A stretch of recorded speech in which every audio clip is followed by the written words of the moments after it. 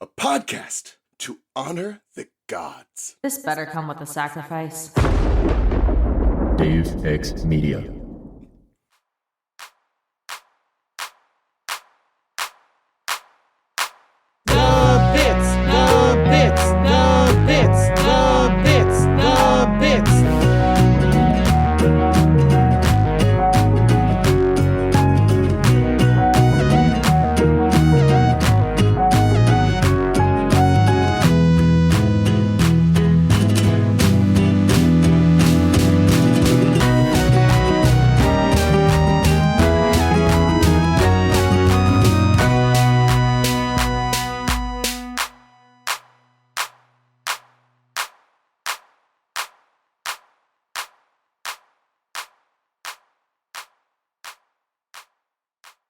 Welcome to The Bits, hosted by your favorite jam buds, Robert. And Charlie. Hey, Charlie, I have a question for you. I wonder if you can give me the answer. Okay, yeah.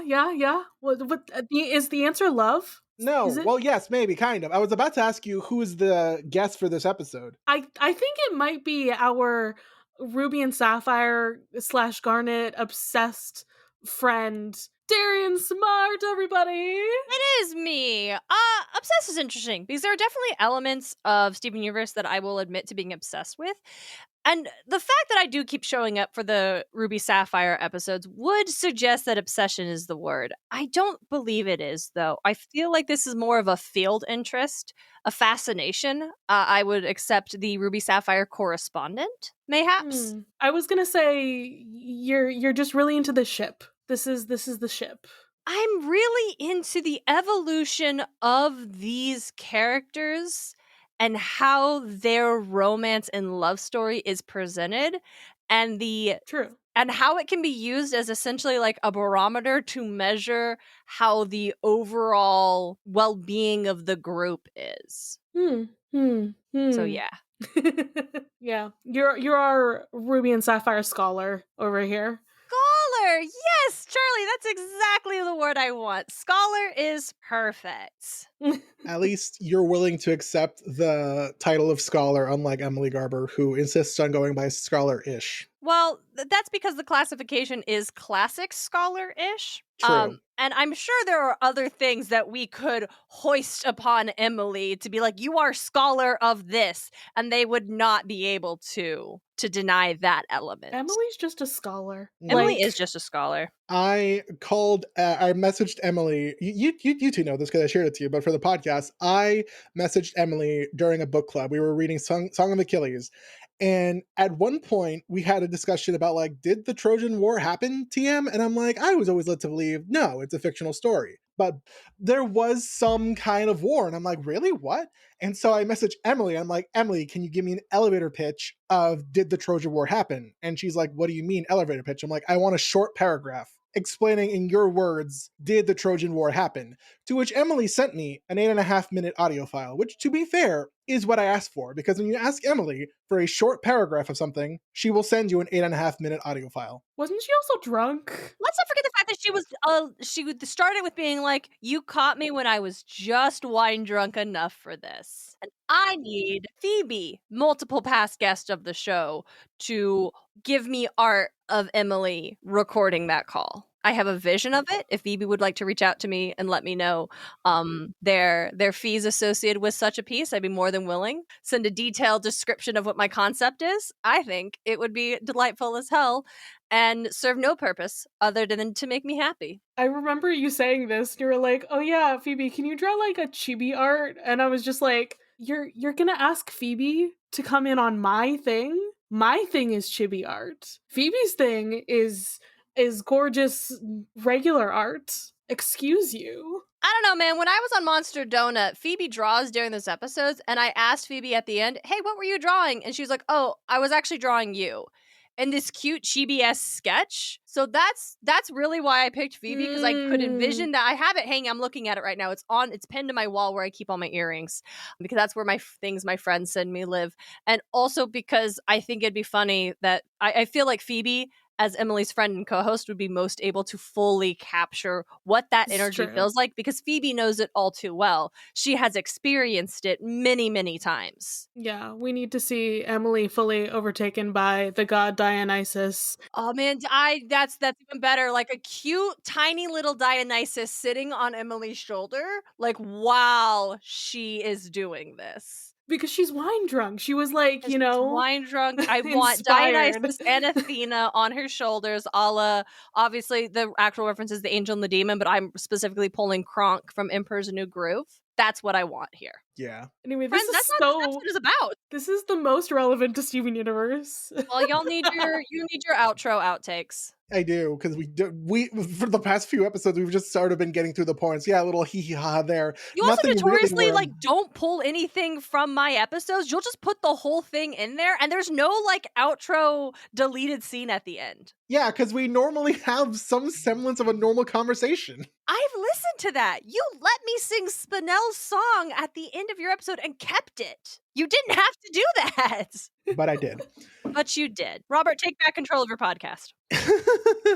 Well, I can take back control by saying that we are looking today at season 2, episode 22, The Answer, which is the first episode of 2016.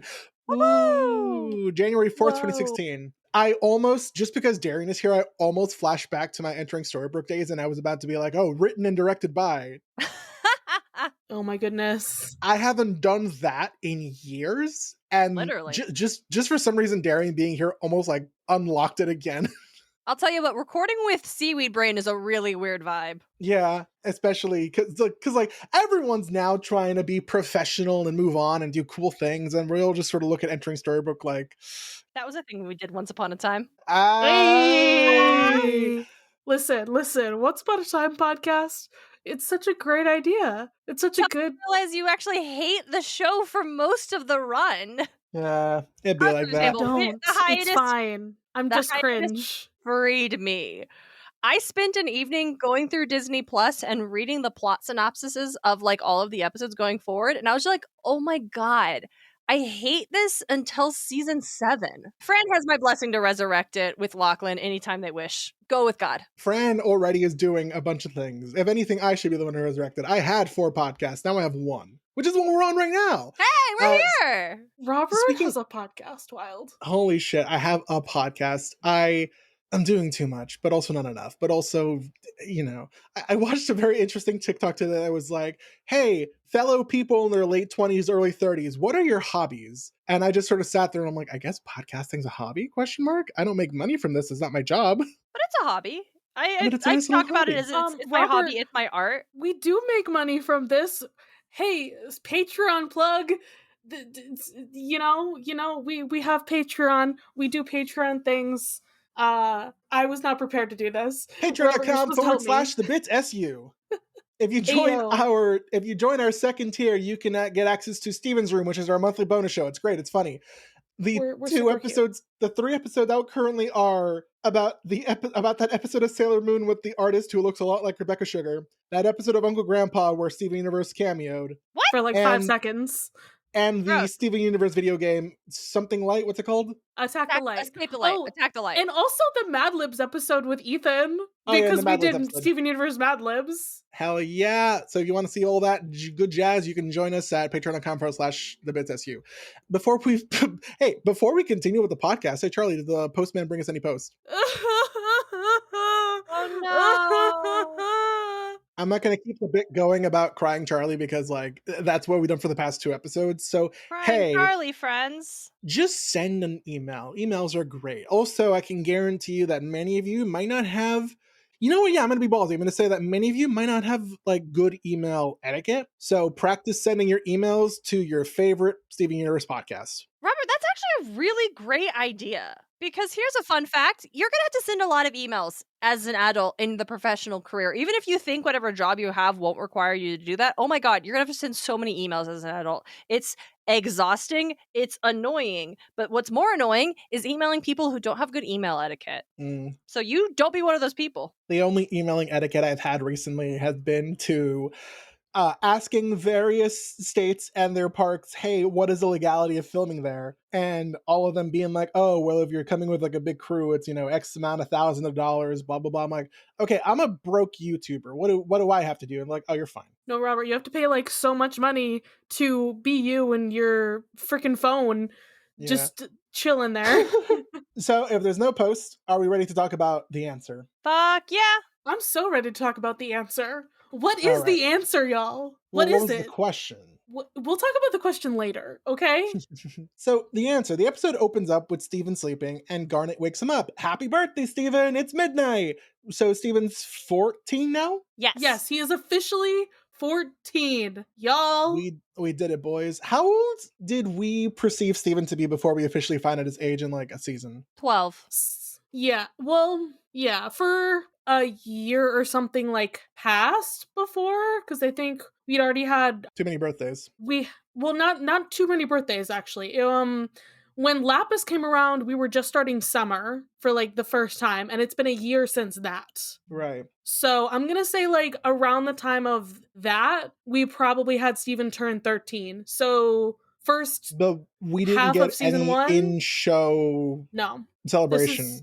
This is the first celebration of Steven's birthday. But if you want to be technical about the timeline and all of that bullshit, I'm going to say first half of season 1, he's 12. And then midway through season 1, he turns 13. That makes sense. So why is Garnet waking him up? It's because it's his birthday. And Steven's like, and not wearing her visor. Oh yeah, it's just. I think I don't think I've ever seen properly just a scene of Garnet starting out without her visor. Like she always takes it off. Yeah, she takes it off to demonstrate an emotional connection, like looking someone directly in the eye, or it's like communicating something more serious or like heavy, or not heavy in a bad way, but like there's weight to the interactions. The fact that she has already started it off like that indicates a lot about how important this connection she's making with Steven is for her. Yeah. Yeah, And she's this already connection- unguarded. Unguarded, yeah. Ungarnet. A. So Steven's like, oh my gosh, you're going to tell me that you're a fusion made by the gems Ruby and Sapphire? And Garnet's like, you already know that. But what you don't know is how Ruby and Sapphire met. And Steven's like, oh my gosh. Don't know that. It's so good. And then Beautiful. so many things about this are so great. It's not necessarily like a full animation change, but we have like a style change, I'm gonna say at least here. And it's just because that's like a thing that's big now, like the colors and the way the characters are drawn. Oh fuck, it just slipped. My god, how did the name of the thing just slip? Lore Olympus, there we go. Yeah, you're right. kinda. The background characters do kind of give that similar vibe. Yeah, it reminds me more of like, because all the characters who are not important are like the silhouettes of them, where you just see the eyes, their mouth, and their gem are like cut out. They kind of remind me of like paper doll theater. Right. Yeah. So Garnet introduces the setting. Earth, 5,750 years ago. Homeworld was in the process of colonizing the Earth. A group of rebels was delaying the colonization progress. Okay, but group of rebels is very loose at this point because I'm pretty sure it is just Rose and Pearl. That's what I wanted to talk about. Like, I can't be. I don't think it can just be them. I think they're just the only ones who are important right now. I don't think Rose started getting other gems on her side until Garnet joined them. I think that was the turning point. I think we see that later in like whatever episode, maybe it's like season 5 or something, but like when we finally get the other perspective, when Pearl tells the story of like how Garnet was the reason that Rose / Pink wanted to not just fight for the planet's independence, but fight for the gems, specifically their independence. So I think you're right. So it's just Pearl and Rose. Not even a bismuth. We have no bismuth right now, right? No. I think you're right. It's just those two. Well, and it's like, how could these two be causing so much trouble? It's like, well, because one of them literally has like the most insider knowledge, and so they can just strike exactly where it's going to have maximum impact. And so just the two of them, but they are making like so much trouble. Yeah, like they have all of the knowledge that they need to be able to do all those things. Every time I hear the word knowledge, I think about that guy from like the 2010s YouTube commercials or ads where he's like, I bought like 6 Lamborghinis. You know how he did it? Knowledge. I can't say I remember that ad. I'm sorry, Robert. As a result of these rebels, there's a team of diplomats that were sent to Earth, which include our Sapphire and a team of 3 Ruby bodyguards. I mean, like, yeah, we know that there are multiple of a gem. They're all called rubies. We're going to have some more rubies in the nearish future. Like, I understand that. But also at the same time, like, the ruby we follow and the sapphire we follow are just ruby and sapphire. Yeah. Well, because they're all just ruby and sapphire. Like, they're all jasper, they're all amethyst, they're all pearl. But, like, I like the way sapphire is introduced as a rare aristocratic homeworld gem and suggesting that, like, she's so important. And just like, oh, she also has the power to see into the future. But she was made on homeworld. I think is also a distinguishing factor where our rubies are common warriors. They're not classified as homeworld, so they were probably made on another colony. Possibly. Yeah. Mhm. I do, once again, we've been getting so much insight into the caste system of the gems since we brought Peridot into our group, actually. Mm-hmm. But like this episode as well, we're getting like, okay, now we know like Sapphire's status and Ruby's status and everything, and how there's some different classes going on here. It's a with big their deal for a lot of forbidden reasons. romance and everything. That's interesting. That's wild.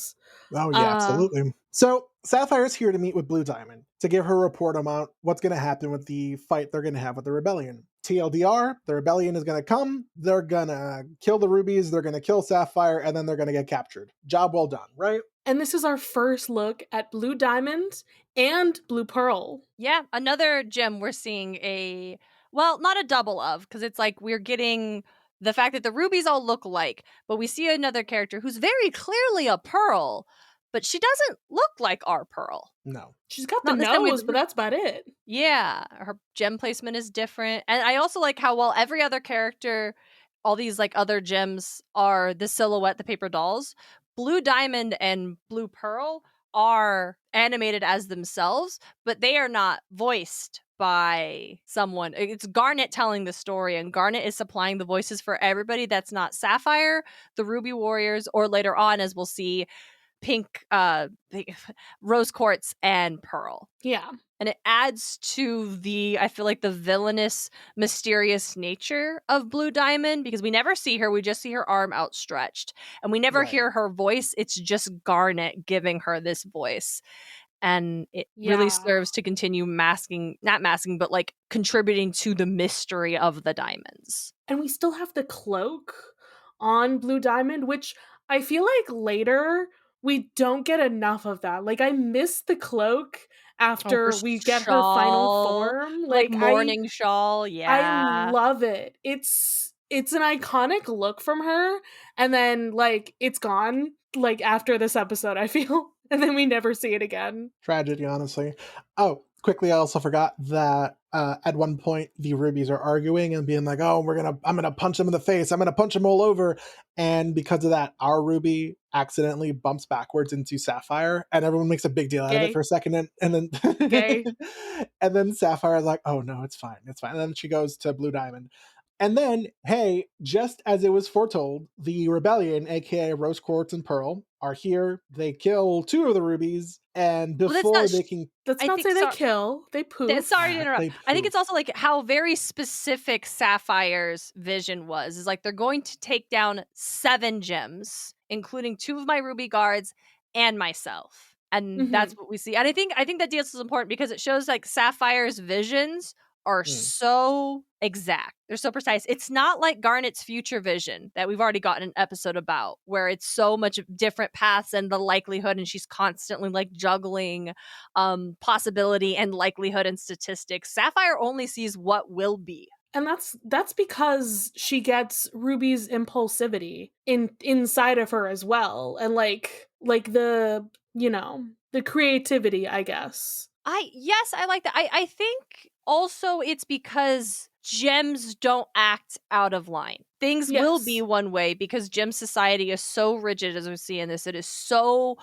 confined. It is so structured that the idea that other possibilities could happen literally never happens. She's never been wrong. And it's in part because Ruby made it so, but also because no one ever acts out of line. Everyone does what they are expected to do, what they are told to do, what they are meant to do. Everyone plays their part perfectly until Ruby doesn't. Yeah, and I love, like, this is such a quick love story, but I just want to know, like, if this Ruby and this Sapphire had interacted before any of this, or if it's just, like, such a quick, like, oh, you're cute.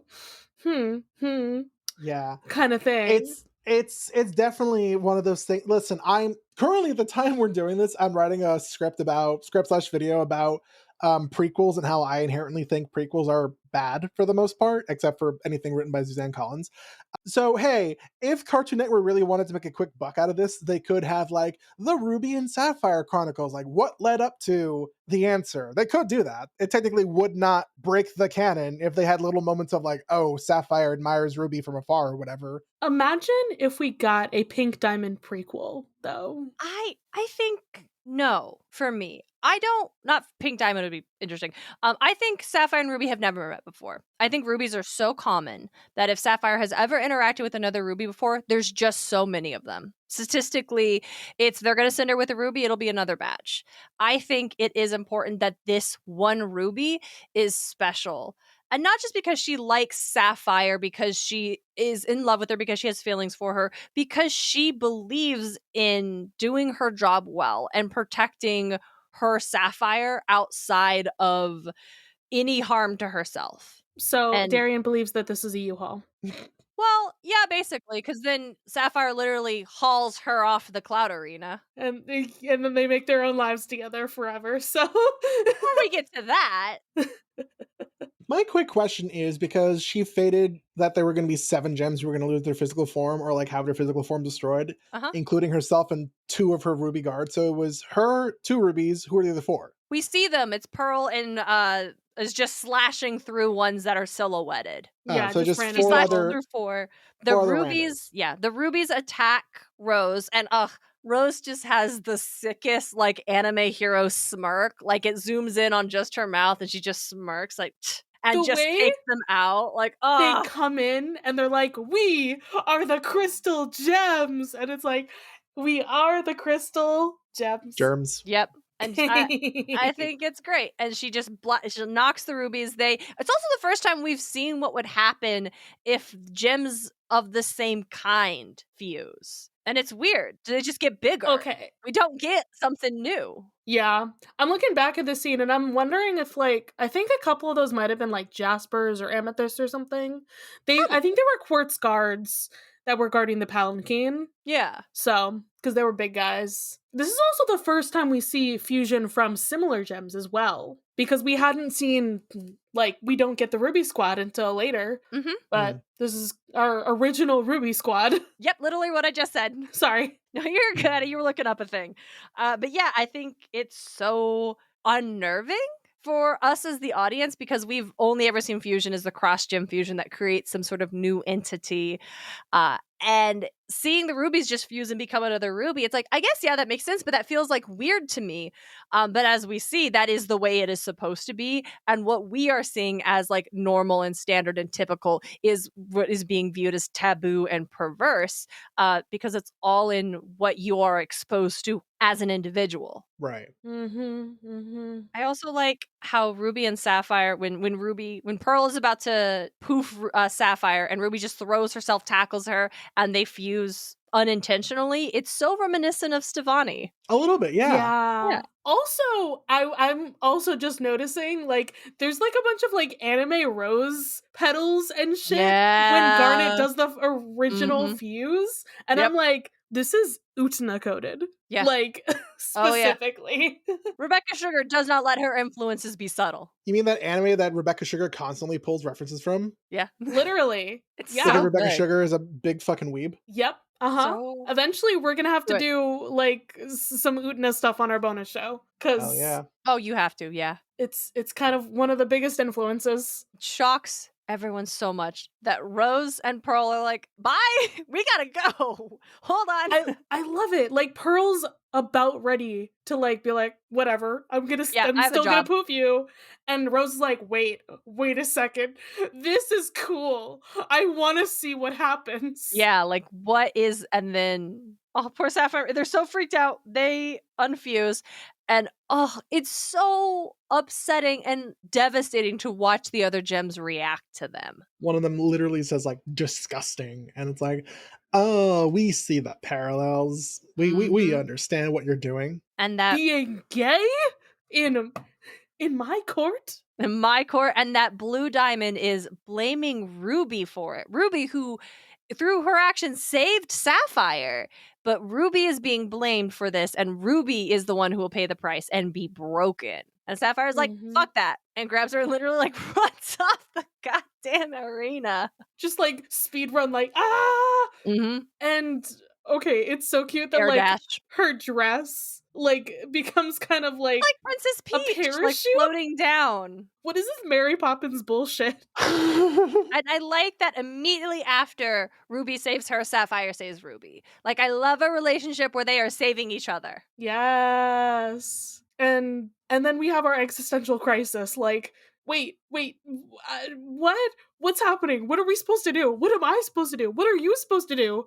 Mm-hmm. Like, And Sapphire and Ruby is so worried, like, hey, we got to get you back. I can't let you be trapped here.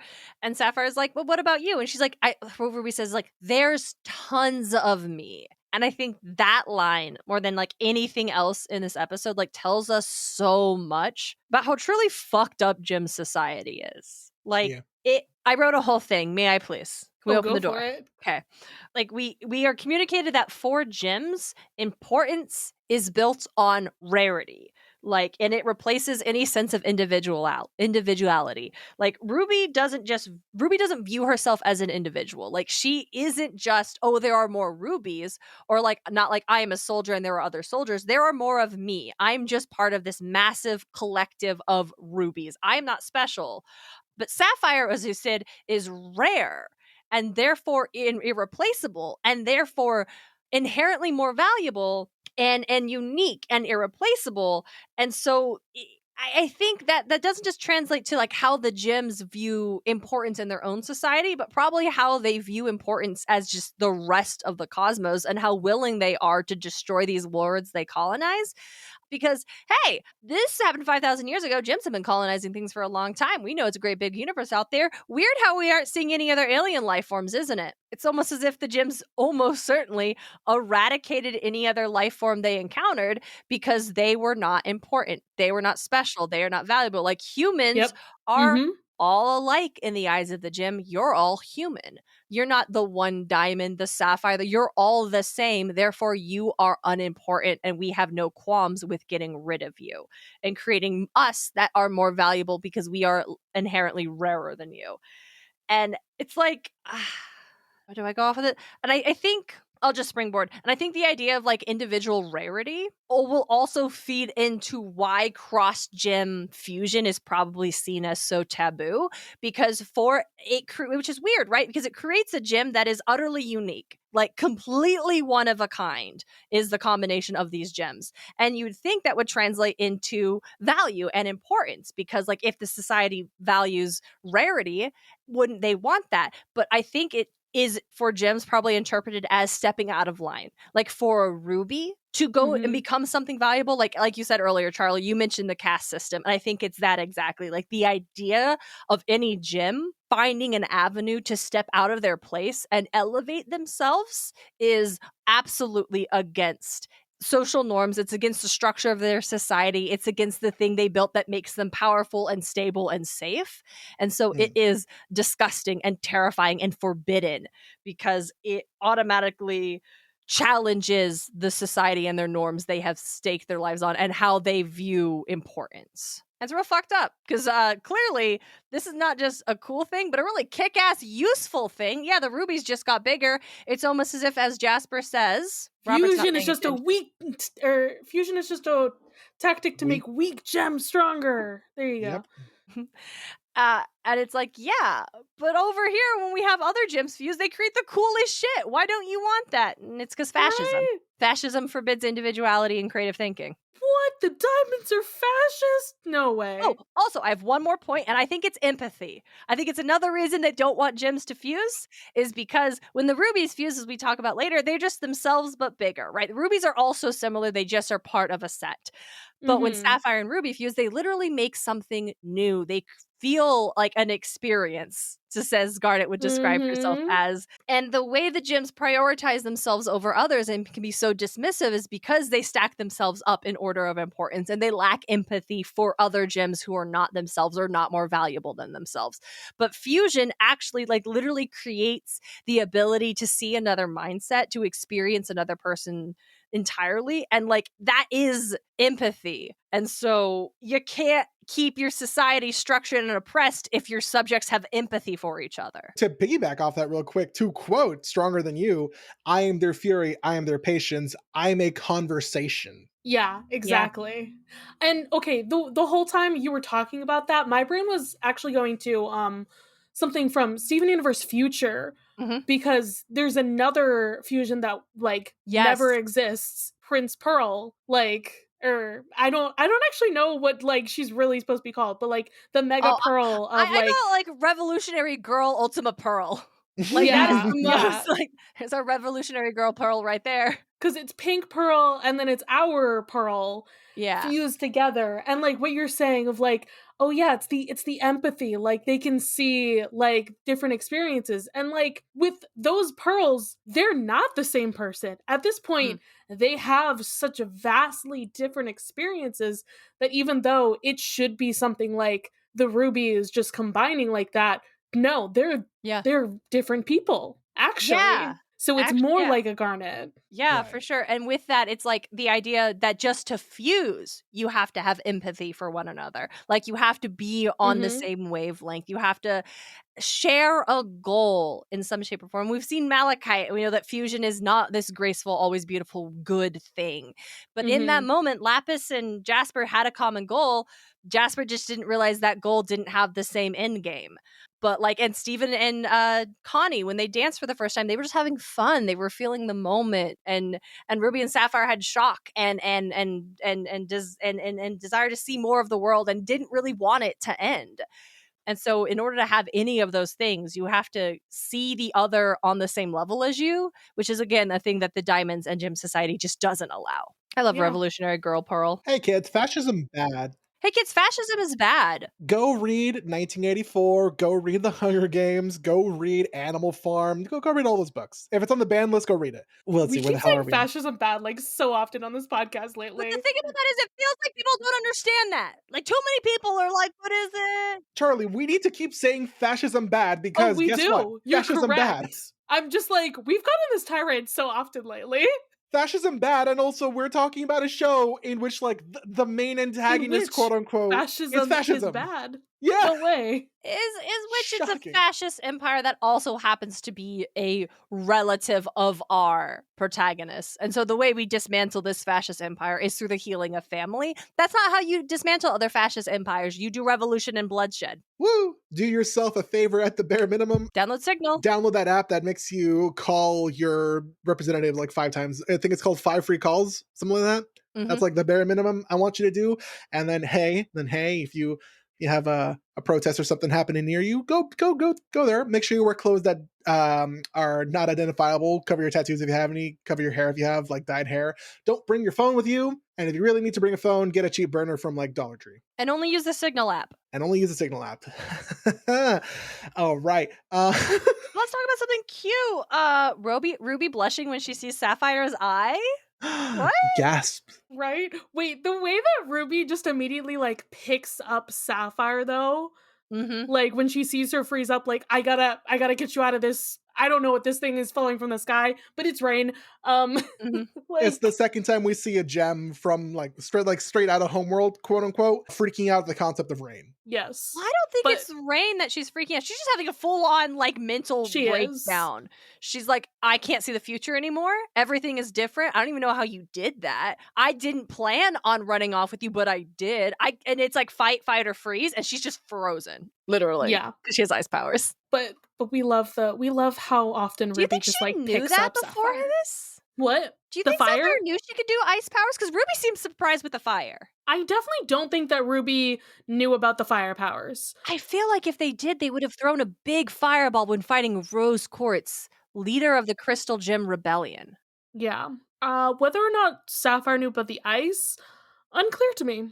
But that brings up something very interesting. I don't know. Listen, the Earth is like this metaphor for discovering wonderful new things about yourself. It's true. This is true.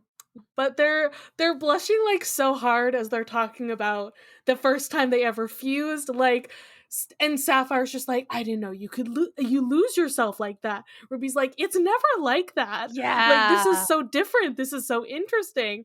And once again, I do feel like we can't just talk about fusion as fusion, because it's also like a metaphor for all of these different relationshipy things. People tend to like do the meme, haha, fusion's a euphemism for sex, haha. I'm like, no, it's not that. It's a euphemism for just all the different forms of what it means for two people to get closer together. Yeah, Like, and that could be like, sometimes it can be sex, sometimes it can be romance, sometimes it can be like all these different types of relationship and closeness and things. it's like the personification of a bond between two individuals.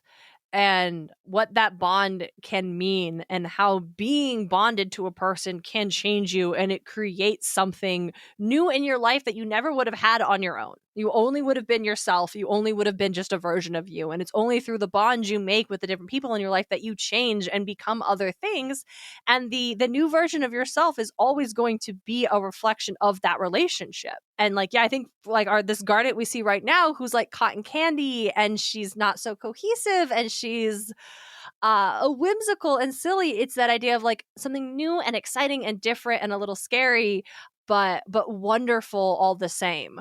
I was gonna say, you could say it's something entirely new. Yeah. Hey, and then we get their first date, where they're singing Entirely New, and it's something find a entirely new, frog. and it's And, so good. and Ruby gives Sapphire a frog. Charlie, how would you rate that on terms of date gifts? If your partner would 10 give you out a of frog, 10. 10 out of 10? maybe even a 12, actually.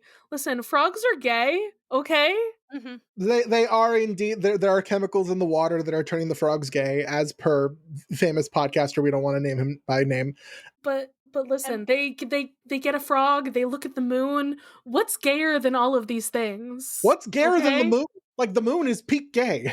The moon is the Right? most gay. Always gay is the moon. Right? So, and I love this little like montage of them exploring Earth together and like reflecting on their fusion and their nature of the relationship. And I like that we see them decide, okay, let's fuse again. Let's do it on purpose this time. And they're humming Stronger Than You. Well, that's what Entirely New is. It's like a slower version of the Stronger Than You theme. It's So like good. that's how it is, and it's everything about this so good, so perfect. I do think that like parts of Something Entirely New do almost sound like, your first time, because of how like Sapphire asked, like, is that what it's like? Like, and all of those things. Like, it does feel kind of like that. And then Ruby asking, like, "Oh, have you ever done that before?" And she's like, "No, like, when would I ever?" Like, there's a very clear metaphor in like fusion doesn't always represent a physical relationship, but for Ruby and Sapphire, it does, and it is a metaphor for like a first time physical relationship between two people who care about each other and are also in a space where their relationship isn't widely accepted. Yeah. And then they do the dance, and then it's like, oh, do I grab onto your gem, or is that weird? Like, everything. And then Garnet, and then Garnet falls. She falls. Garnet immediately trips. It's so cute. And she sees Pearl and Rose, and as she describes, I love how she describes Pearl as the terrifying renegade Pearl. Like, Yeah. our Pearl is a badass. Like, Yeah. we forget that when we see her being like really like, she is neat and tidy mom, she is bird mom, she is the one who is like the most by the book, the most rigid. But she was a fucking rebel. She Yeah, was that's- the right-hand man of like the leader of the rebellion. Yeah, like yeah, this is our Pearl has settled down for thousands of years. she killed like 6 gems up there. Killed, poofed. We know. Yeah. But also when you think we just saw this other Pearl who is like this blue Pearl who was said nothing basically and was so quiet and demure, right? Very mindful, and so we get that's what Pearls are meant to be. They are like literally ornamental servants who are meant to like cast their eyes down and not look up and not make a fuss. And this Pearl has 2 swords. Not one, but 2. 2 Neither one of them swords! are her summoned weapon. I'm in love with this version of Pearl. Like, Give more, No, she's give so more good. lesbian swords. Always with the lesbians and the sword swords. lesbians. And yeah, and so I just like that reminder that Pearl is a terrifying renegade and she deserves our utmost respect. She's allowed to make mistakes and learn from them. And I love Pearl. Yeah. And also reminder for like things that happen in future. But this specific scene, like where Rose talks to Garnet, is right after Rose and Pearl have attempted to fuse together as well to try to like see how that connection works. And then Rose is like, shit, we need to go back. Like she's gonna be so scared and everything. Oh no, I'm worried about this gem. Thank God. Like, oh, she's right there. Okay, let's take her under our wing, cause like, goddamn, that's so terrifying. Yeah, and Garnet being like, "Don't hurt her. Don't hurt us. Me." Like figuring out what it means to be Garnet, and that what does Garnet say? Where she's like talking to Rose, and Rose, she's like, "You're not upset to see me. You're not angry." Like, what is she? What does anyone know Rose is like, what does it matter what I say? How do you feel? Yeah, like how you feel is far more interesting. Yeah. I think that's so good. That's so good for us to learn about who Rose is. And then Garnet asking all these questions about like Ruby and Sapphire from Rose, like Yeah. even before like we get like Garnet on the crystal gems officially, and like Rose being, you know, all knowing like leader of the crystal gems and everything. Garnet is like so eager to turn to somebody, anybody, like what is going on? Why are these two people feeling these things? Do you have any answers for me? No, I don't have any answers, because you are the answer. It's so good. I also like how when they're like, how do you feel? And she's like, I'm scared and happy, and I don't know why, and this is so weird, and like, how do I know?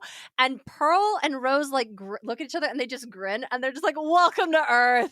Like, that's what it is. Like, the going back, like, Earth is truly like meant to like symbolize a place where you can discover who you are, who you want to be. You can make that choice. And it's like they're also being like, oh, she gets it. Like, she knows she's on Earth. She gets the Earth vibe. Like, you're gonna join our club. Yeah, you're gonna join it because you get it. You get it now. You know why it's worth fighting for. Let's go.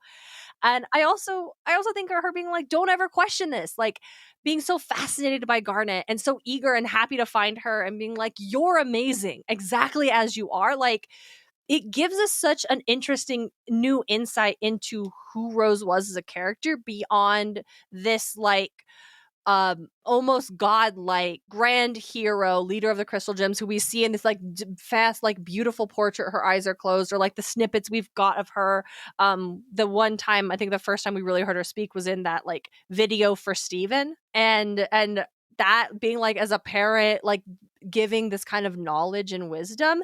In this moment, she does give like Garnet this kind of support and wisdom, but it's also like her being so excited about her kind of communicates to us like, this is who Rose was and why she is the way she is fighting for Earth, is because she finds things that are different. The thing that all of the gems up on the cloud arena found so horrifying and disgusting and awful, and they wanted to break it and destroy it for being different, Rose found wonderful and loved it and just wanted to know Garnet and who she was and how she felt. And I think that's so important to remember when folks are so adamant that she was a villain this whole time. It's like, we saw her redemption arc backwards, and you seem to only remember the most recent piece of information and not the end of who this person became over the course of 5,000 years. 5,000 years. Again, reasons why I think a pink diamond / rose quartz prequel would be so important to know, like for the rest of the fandom to remember the arc. I can't disagree with that, but also on principle, I just don't like prequels. I think there are very few prequels that actually do what I think a good prequel should do, which is exist without the main material. Like if you have just the story of Rose's past, how well would that exist on its own without the knowledge of Steven Universe and Steven Universe future? I also feel like the show itself gives us everything you need to watch that arc unfold. And what it feels like what some folks need is someone to create a supercut showing it in chronological order. Those exist on YouTube, by the way. There are some of those. Like, we see everything from like this spoiled, powerful, unloved child who lacked empathy for other things to grew to become a woman who had deep empathy and love for all things different than her, so much so that she wanted to experience this world that she called her own, that she loved, and in order to like fully realize the idea of being human meant to create something without destroying the world around you. And so giving up herself to create Steven was the ultimate act of like love and embracing what it meant to choose to live on Earth. And then folks like to interpret that as her running away from her problems and like abandoning the people who loved her and giving it all up. And that's not it. And I think that interpretation is forgetting all of the details and nuances of Rose. And also just the fact that she legitimately probably thought, it's been several thousand years, I don't think the diamonds are going to be a problem anymore. I think it's safe for me to get to have this experience for myself. Like, she's forgotten about all of that shit at this point. Like, that's not a bother. That's not a problem. Go back to the episode where she and Greg are like babysitting young oh my god, sour cream, and she's just like, oh my god, you guys can grow and change. That is so amazing. I want to be able to do that. Yeah, because she also Rose feels like she's never changed. Like, in her heart, she feels like she's still the pink diamond who the other diamonds cast away, who they sent out and placated with a planet so far away, who they didn't actually care about, who they didn't actually love. Like, in her heart, she's still that person, and she doesn't recognize the depth of the love and the influence she has on other people because she truly doesn't think she's worth that. She doesn't think she can change to become that because she doesn't recognize that because she never got therapy, but also just the love. And then what is Steven's song in Steven Universe the movie? Change. Yeah, if you change. His whole thing is about change. Like, it's so good. It's so important. But this episode is about Garnet and how amazing Garnet and Ruby and Sapphire are and their lovely little U-Haul relationship. Yep. And at the end, when Steven asks, well, what was it? What was the answer? Love. I knew it. And then the star goes in, and there's no theme song doesn't play. It's just quiet, and we get the setting of them being out at the barn. It's the middle of the night. Shh, everybody's sleeping. Go to sleep. Shh, we can't play the song? No, we don't want to disturb them. Sleep. I just want to say that the whole time I've been thinking about how Rose is an elder gay, happy that the younger gays are figuring things out. Yes! Literally. Because her and Pearl kind of realized they were in love, like, already. Mm-hmm. Yeah. And I think that's another thing is like Rose loved Pearl, but she also loved the Earth. And I think she always loved the Earth more than she loved Pearl, or maybe in a different way, but a way that ran deeper. And so in the end, when she leaves Pearl, she does choose to leave Pearl to be with Greg, to become, to give birth to Steven. And that hurts Pearl so deeply because I think Pearl never also, in terms of change, never was able to change beyond her attachment to Rose and what it was where she just needed to be whatever Rose needed. And then Rose didn't need her anymore because Rose did grow and heal to the point where that relationship could have been healthier because Rose did not need that crutch anymore. she could stand on her own, but that didn't mean she didn't want Pearl in her life or have space for her. But Pearl had never gotten the opportunity to grow to the point where she could recognize she could be loved without being needed. None of those things are what this episode is actually about. Sorry, this is all just like reminding me of like the core personality things from the movie. Yeah. Once I again, can make a like, difference. You can. I It's so good. I understand. love the movie. I genuinely love the movie. I it's- really Yeah. everything do. is so good. Well, That's the episode, man. Yeah. we Hey, emailed. can I do something so like taboo? Can I like break podcast etiquette so hard here? Ooh. Yes. Hey, What's up? do y'all want to join me in the Crystal Gym classroom? Oh, sure. Because Oh. here's a fun Oh. fact: you haven't ever done a Ruby or Sapphire bit for this. This is I true. know. We have not. I listened to every episode to double check before I did this. We Oh. we kind of What the fuck is we? You speaking French all of a sudden? listen. Shut the fuck up. Shut the fuck up, Robert. Who the fuck is we? I was like, hey, should we retire the classroom gems? Because I'm really bad at this. Gems. That's And what it is, Robert the was like, classroom yeah. gems. Well, it's based off of the shorts they had on YouTube. Yes. Yep. I was like in my notes writing it, and I was like, Crystal Classroom? No, that's not it. Because Charlie will The know. Charlie will correct classroom me. gems. Welcome to the Classroom Gems. So first, can I tell y'all about a corundum? Okay. Yeah.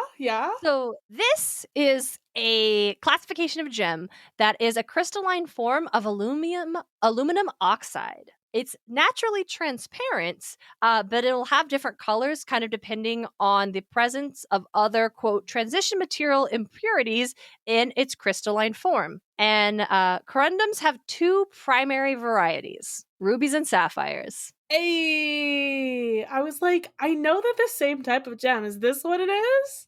There we go. Rubies are red due to the presence of coronium, and sapphires can exhibit like a bunch of different kind of colors depending on like what it is. But blue is the most common. Do you want to hear some fun facts about rubies? Yes. Yeah. So the word ruby comes from the Latin word ruber, which means red. It is the traditional birthstone for July. They have a hardness of 9.0 on the Mohs scale of mineral hardness.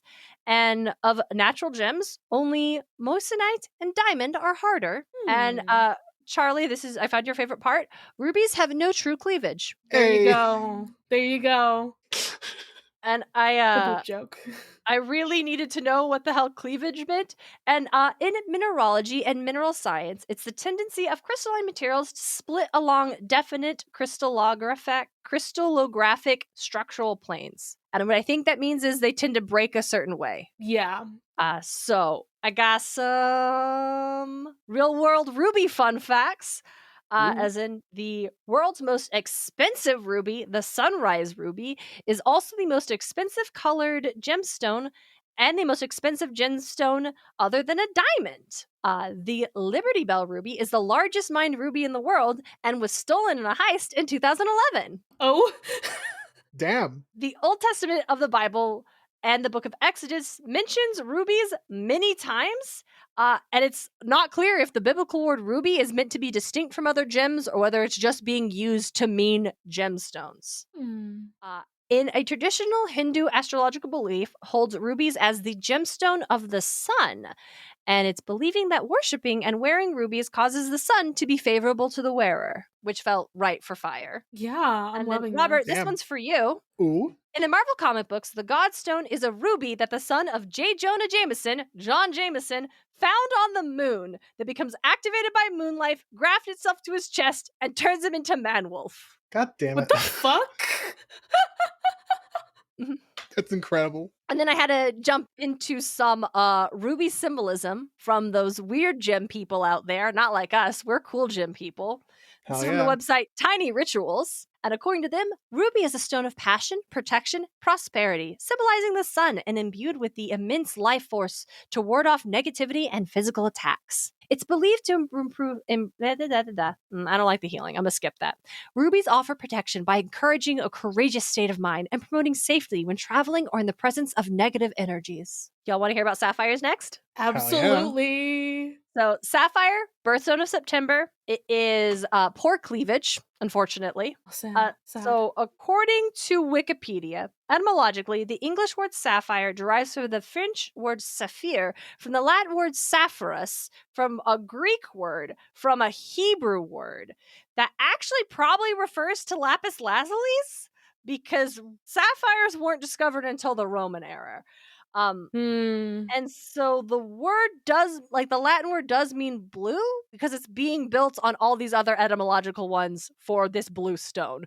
But it's probably a lapis lazuli, as something you mentioned, Charlie, I believe in the Yeah, jailbreak way long episode, ago. how when Stephen finds lapis while looking for sapphire. Mhm. Now the sapphire is the traditional gift for a 45th wedding anniversary. Hell yeah. An Oh. Italian superstition holds that sapphires are amulets against eye problems and melancholy. Ha ha ha, sapphire only has one eye. Hey.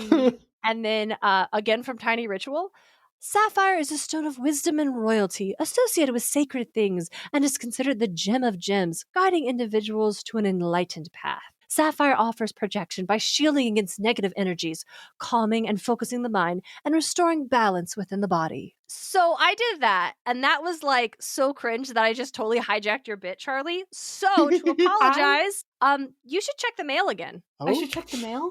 You should check the mail again. I should check the mail. Okay. Yeah, okay. I think you should I check love the how mail we again. both reach for our phones, even though Charlie is the one I think who still actively has the bits. Oh no, I also have the bits on my thing. I was gonna say you can't both be in it. Lucy and I are definitely both in our inbox. That's what I was doing on my phone at the beginning of the episode. That's amazing. I meant to do That's it earlier and I like incredible. totally forgot. Everybody, Darien has sent us the best mail that we could ever get forever. Well, specifically requested it in the last episode that aired before we recorded this episode. Yes, I think I need to use this picture and post it to our Instagram if you Feel will free. allow this. Oh, absolutely. I hope you would. Robert, would you like to describe what you and Charlie are looking at? Yes, of course. So we're currently looking at it's a photo in captioned cat fingers, and it is a photo of your hand in which you have placed your cats on the tips of your fingers, and also Cash, who is your dog. Yep. And also my thumb is a horrifying picture of Vivi cat in mid-yawn. Vivi is not my cat. Vivi is my friend Lucy's cat, but I had this incredible picture of this horrific cat in mid-yawn. And that had to be my thumb. Oh, this is incredible. Thank you so much. You're amazing. welcome. I love it. Yay. Everything about this. The revival of a dead bit, and also probably the best mail we've ever gotten. Oh, hey, I have one more thing about this episode I wanted to talk about. Oh, Sure, yeah? what's up? Go for it. Hey, y'all know this. I know y'all know this. This question is for the listeners, really. Did y'all know there's a storybook adaptation of this episode? I own it. I was about to ask Darien, you I because own know this. both. I know Yeah, both you've of you talked own about it. it. Yeah, it's so good. It's not just a beat for beat. This is the episode, like it largely is, but it incorporates the fact that it is a storybook so well. And there's a little Sapphire and a little Ruby who are dealing with talking to each other from across the page, and then finally when they run away together, they climb down on it together, and it's really good and it's super cute. And I bought it when it came out, and then my brother had a baby, and for their baby shower they were like, instead of cards, please give us books to read to the baby. And I'm like, that's great. What book am I gonna get? Like my other, I've done this a couple times. I've been to a few baby showers with this thing. I'm like, awesome. I'll go to the bookstore. I'll find a good one. And my brother and I watched Steven Universe together. Like, this is my brother Johnny. This isn't my co-host from Muses. We were watching Future together as it was airing, and we watched it. Like, I introduced him to Steven Universe. Like, I guided him through like how you get through the first season in order to speed run someone through it, to be like, no, this is worth your time, to get him to Jailbreak. Like, I shepherded him through that. So then while I was thinking about what book I was going to do for the baby shower, this little voice in my brain was like, you have to give him the answer. And I was like, no. What do you mean I have to take a book out of my personal library to give it to my brother's kid? But it was the right thing to do. So it has a little message in it to my nephew, being like, hey, this world is so full of love, and I want you to know you are loved and cherished so much, and I'm so happy I get to meet you soon. And so, oh my god, I'm gonna cry. That's so sweet. So Robert, I don't That's actually everything. own that book anymore. My nephew does. That's adorable. I own both The Answer and Story for Steven. And so often I'm just like, could I like bring these to because I work with children. I'm still working with children, and I'm like, should I just like bring these to work one Yes. day and just be Yes, you should. like, can I read to the kids because I want to read books? I think And you should. I have no outlet to read these books for myself.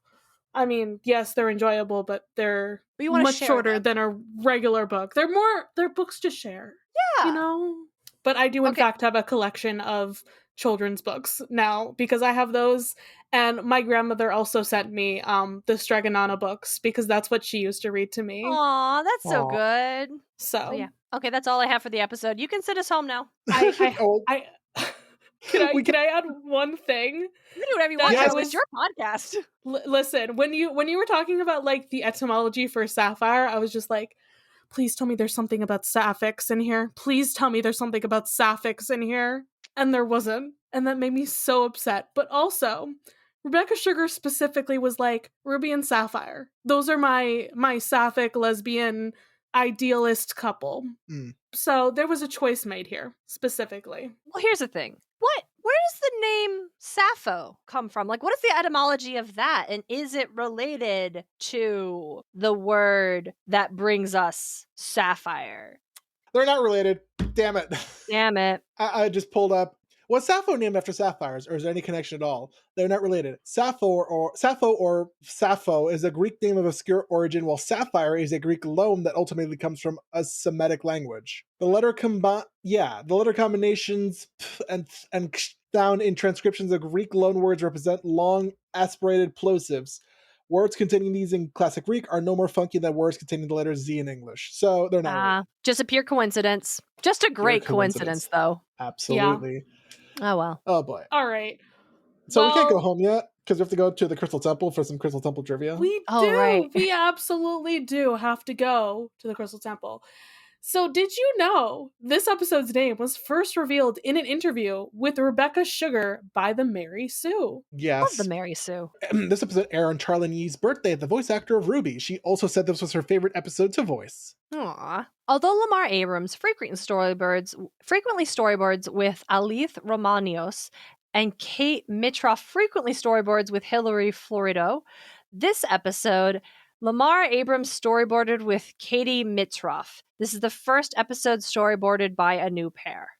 The period that Ruby and Sapphire's story is told is in 3750 BCE, according to Garnet. Garnet states that Ruby and Sapphire met 5,750 years ago, which is also the tested half-life of the radioactive isotope carbon-14. Fascinating. Steven turns 14 in this episode. Several silhouettes and gems in the flashback have appearances similar to other characters in the show. For example, a silhouette bearing a striking resemblance to Lapis Lazuli appears to be a member of Blue Diamond's entourage. However, it's not confirmed if it's really her. The art style change prior to Ruby and Sapphire leaving the Cloud Arena implies that the first half of the story is slightly fantasized. This is reinforced in Now We're Only Falling Apart, since the gems that try to capture Rose and Pearl are different gems than the ones that try to capture them in this episode. Garnet's first generation outfit is similar to original concept sketches for Stevani. Ooh, I want to see those. I tried to find them. And I think I kind of did in that, and I wasn't sure, because I did find some concept sketches that had like Stevani's outfit looking a little bit more, rather than being like a kind of cohesive, unique piece, blending Steven and Connie's outfits together. It looked more like it was like patched together, where like one half of like left and right were a little bit more distinct. But I couldn't be sure, because I couldn't, I actually went down a rabbit hole, like the wiki page for Stevani, I couldn't find like examples on it of what this was referring to. Anyway, this episode was nominated for an Emmy in the Outstanding Short Form Animated Program category, losing to Robot Chicken's Robot Chicken Christmas Special, The Xmas United. I like Robot Chicken, but I don't think it should have won over this. We were snubbed. We were snubbed, guys. During the NYCC 2016, Charlene Yee said this is her favorite episode to have personally worked on. Both this episode and Hit the Diamond were banned in Russia and Bulgaria. I wonder why. I wonder why. Gay. This is the only Stephen Bomb 4 episode in which Peridot does not appear. Tragic. For cultural references, this is important to me. Various elements in this episode resemble scenes from Walt Disney's Sleeping Beauty, which used to be one of my favorite Disney movies as a small child. I was a Princess Aurora stan. The scene where Ruby and Sapphire dance near a river to later form Garnet resembles Aurora's and Prince Philip's Once Upon a Dream scene. Garnet's appearance in this episode resembles Aurora's dress during the pink and blue scene. I love that. That makes me happy. The art style of Lottie Reiniger, the foremost pioneer of silhouette animation, is referenced in this episode. The way Homeworld gyms view the fusion of two different types of gyms as disgusting is similar to how society used to view people of different races being together instead of separate, as well as people of different castes in Hindu culture intermingling, i.e.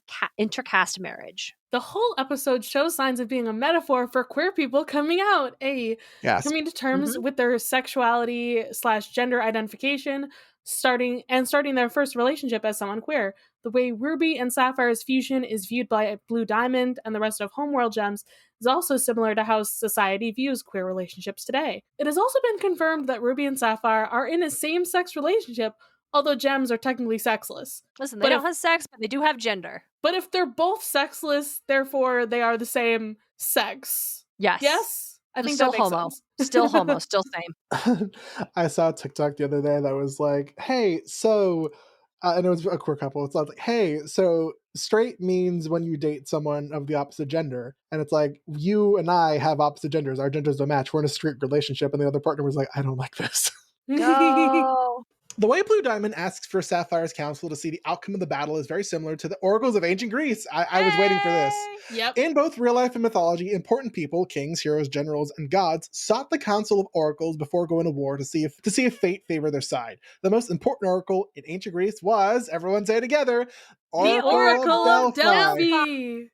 Delphi, Oh, man. whatever. Delphi. I was wondering how we were going to hit that eye. I was wondering how we were all going to approach that eye. I always choose the wrong one. I think I flick back and forth. All right. Hey, we should ask the Oracle. Hey! Haha. Nothing Just from Robert. 1,000-yard stare.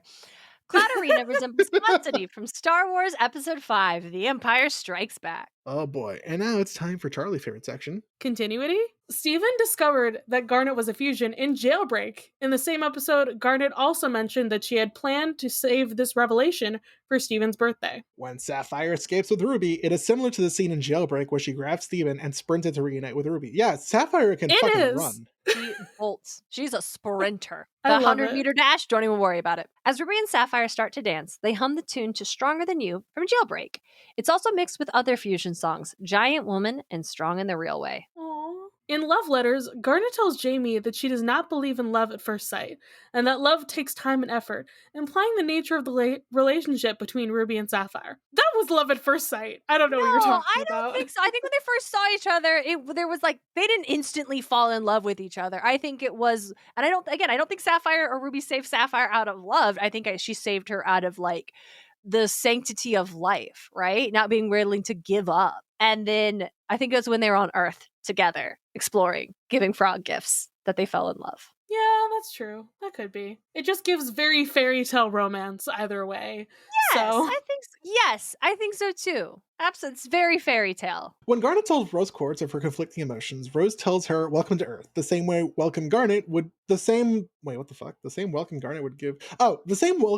give to Peridot in Back to the Barn. It is also what Pink Diamond tells the Amethyst before visiting the Prime Kindergarten in Now We're Only Falling Apart. I love that. That's such a good callback.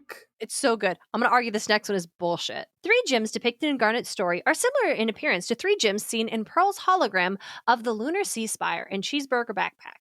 And if you scroll up, this image is misplaced. If you scroll up a couple, like right underneath the last one I read is where we see this image that's supposed to demonstrate here's Cheeseburger Backpack and here are these gems in the answer, and you see how they look completely different? Yeah, that's bullshit. None of them. They all look different. Yeah, their hair is the only different. one who kind of look the same are the one on the left and on the bottom one, and the one on the right on the top one. I'm calling bullshit on this one. This is fake trivia. Wait. No, you're right. Wait, I was wrong. They are out of order. I was looking at them from left to right, but it's not. The one in the middle on the bottom looks like the one that's the farthest left. The one next to it is clearly the curly-haired one on the far right. And then the one with the updo is this other one. So yeah, no, actually they do look alike. I don't know, man. I'll retract. Maybe. I think they do. I was just not interpreting the images correctly. They need to be numbered. All right, Is what it is. I need an They A, do. The A, story B, of how Rose met Garnet was first hinted at in the episode We Need to Talk. The answer also shows how Garnet and Pearl met for the first time. Oh, it's you, the fusion. And finally, in Now We're Only Falling Apart, flashbacks from this episode are seen from Pearl's point of view in the series' normal art style. The audio track with Garnet's lines from when she met Pearl and Rose in this episode is reused in Now We're Only Falling Apart. Oh boy, hey, I like my that. friends. I like that the audio is exactly the same because it's demonstrating Garnet doesn't misremember what happened. Like what No. she says happened is exactly what happened from her perspective. And when she says the exact same thing in both, that is how it went down. We just get to see it from Pearl and Rose and their messy queerness. Sorry, I just could not hear half of what was going on there. So I hope I didn't miss a whole lot of what Darien was saying. I was just saying I like how they reuse the actual audio track. They don't just have Estelle do the lines again, they reuse the audio. Hell yeah. My friends, I believe it is time to assign Pearl points to somebody or somebodies in this episode because I'm giving half to Ruby and half to Sapphire. Correct. This is the correct answer to me. The answer is Ruby and Sapphire. I'm gonna give my whole point to Cotton Candy Garnet. Specifically good. Cotton Candy Garden. Cotton Candy Garnet specifically. Heck yeah. And then the question. Do you believe in love at first sight? Oh, that's much better than me being like, hey fam, are you guys gay? That episode made me gay. You I remember believe in the your concept- first love? I remember my first love. It was a nice little thing. And then, a first love went the way a lot of first loves do, where it just fizzled out. Do I believe in love at first sight in general? Yeah, I'd say so. The guy I'm currently dating, I met him and I'm like, well, I'm not looking back. Aw. First love and all that jazz. Yeah. I'm saying that in an embarrassed tone, as if like 2-3 episodes ago, I didn't out Mac, who listens to podcasts with me in it when he's trying to fall asleep and he can't talk to me. You two are so gay. So yeah, a cute. little bit. Yeah. My answer to the first question is no, I agree with Garnet. Love takes time to forge. It takes time to build. It takes time to create. It takes time to cook. It takes time to brew. Any type of word you want me to use. It doesn't happen instantaneously. Even microwave popcorn love takes a little time to make. As for my first love, yes, and I don't want to talk about it. Ooh. Oof. It's okay, babe. It's okay. I am now therapy. Also showing up at the same event looking really hot and smirking and tipping my hat at that bitch. That's how you get over a first love burning you. We love to see it. Oh, we love it. Amazing. I feel like it could be possible. I don't know. I don't know if I want that answered. Yes or no, actually. Yeah, fair. Well, the answer to that question is yeah, love at first sight is a thing, but I feel like your first love should How be about this? yourself. I don't think that like the taking time to like nurture and grow it is incorrect either. Like that's absolutely like fully true anyway. Like you absolutely Yeah. have to like do that regardless of whether or not it is love at first sight. So Yeah. so maybe both of these things can be true. And yes, also remember my first love and how I was like, yeah, I don't actually think I'm in love with you. I think it's just friendship. Ooh. Sorry. That, you know what? It happens. It happens. And also me not wanting to be alone because I'm that bitch who's like, relatable. Damn. Goddamn. All right, my friend Darien. Hello, my friend. Hi. I'm claiming my friend. Sorry, Charlie. oh, okay. I mean, Robert's been at my house twice, so Yeah, how many times I have you think been at Robert Darien's gets to house, make the Charlie? Robert, you huh? can come to my house. I mean, Charlie, you can come to my house if you want to pet my cat. You can pet Taco. I mean, he won't let you. Absolutely. But that's not because of you. It's because he has anxiety. Hello. His anxiety was treated a little bit when there were multiple people. He's been in a the lot house. better. It helped a lot socializing him. He's been a lot better. Cat, Yeah. so bad. Cats But- are great. Get a cat. Get a cat. Get 6 Get cats. cat. Get 50 cats. Have your entire apartment full of cats. Darien would like Don't to worry. tell our wonderful listeners where they can find you in the world. I've Not talked on the world, too on the internet. much. I've talked so much. Surely Surely by now, listeners, I've been on 3 episodes. If you haven't checked me out in other places and you've liked my performance here, surely now I have earned you to do a little follow, a little check out on my other podcast. You can see me over on Muses of Mythology, where I talk about other myth stuff, and we're going over the Red Pyramid with my brother. I talk about Aragon with my best friend Lucy over at Aragon and Back Again. If you want to hear me just lose my mind about lore I know nothing about over the Bad Moon's Orbit, if you like Warhammer, AOS, not a 40K podcast, check us out there. I'm sure Robert will put links in the show notes to make it easy for you. But come on, Absolutely. y'all. At the very least, you can also follow me on Instagram. It's Darien Smart. Support me in my futile endeavors to write a book. I also have Darien's a writing picture a of my book. It's cat gonna be if you great. guys want to see Taco. Darien's just the coolest, okay? Well, thanks, Charlie. You're pretty cool too. Hell You're yeah. pretty cool too, friend. Yay. Hey. We're all cool. We're all I mean, cool. Who We else? talked about a Who- kid's show that's been a decade old for 90 minutes. I New think longest you're- episode. I was about to don't say, set I out- don't know how long this is going to be after I edit it, but so far, as of the amount of time we've recorded, Darien is once again claiming a top 3 spot in the bits. I'm a Sapphire Ruby scholar. I have to bring thoughtful insight and analysis because that's what I'm here to Hell do. Yeah. Absolutely. Should I make merch for that now? Sapphire and Ruby Scholar? For To be our Only merch if you fair- draw a cute chibi version of me to go with it. Yeah, that'd be really cute. To be fair, CV Brain recently released merch that says Persebet Scholar, and I'm like, I want that. So, That's you know, very good. Also And a good. listener came up with that. yeah, and a listener came up with that. Shout out to that. Listen, scholar is a great fandom term. We should fully embrace it. I am, what am I a scholar of? I guess Percy you are Jackson. also a Percy Jackson scholar. Yeah. Yeah. I'm trying Charlie's to be like, a what am I? Barbie scholar and an building their resume to be a Scooby-Doo scholar. This is true. This is true. Charlie, you there? Send you already the episode I wanted to go for the Scooby-Doo show you're doing next. Yes. enough. Okay. You do. Okay. Before we derail anymore. Sorry, look at the baby girl. Oh my god. Kitty. Baby girl. 2 baby girls in their baby worlds. Oh my goodness. Hey Charlie, Hey Robert, if every podcast were perfect. we wouldn't have the bits. Bye. Bye. Bye-bye.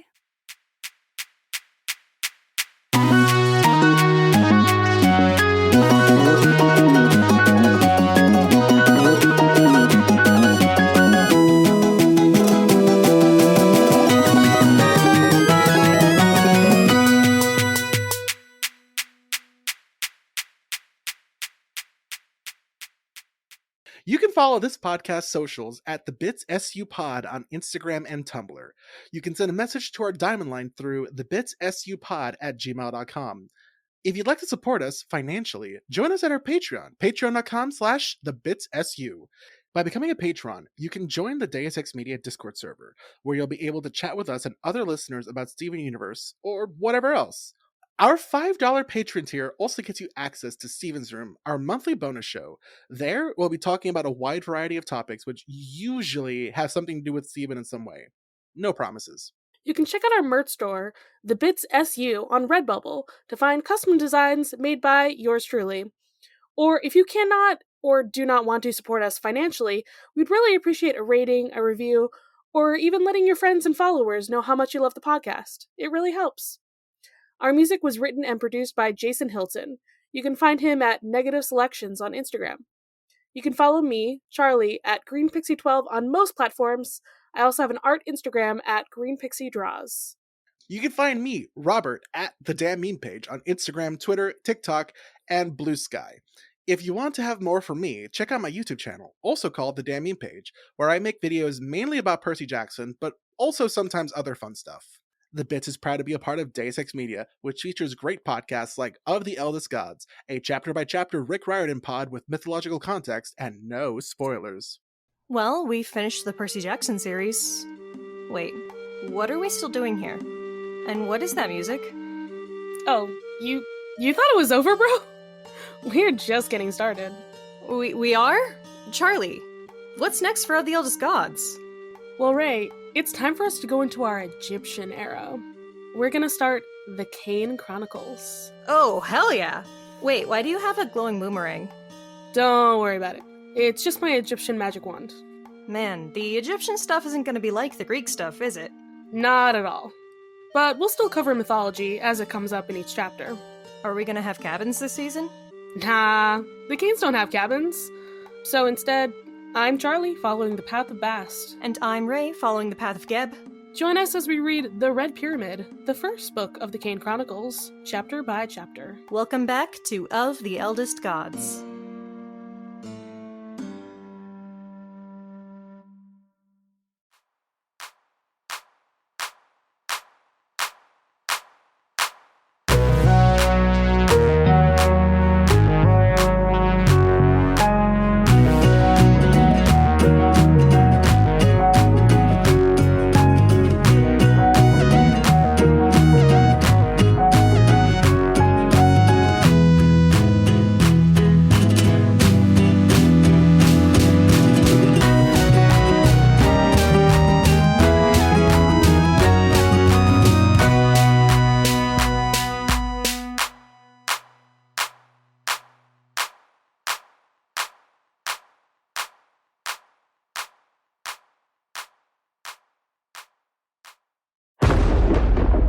Deus Ex Media.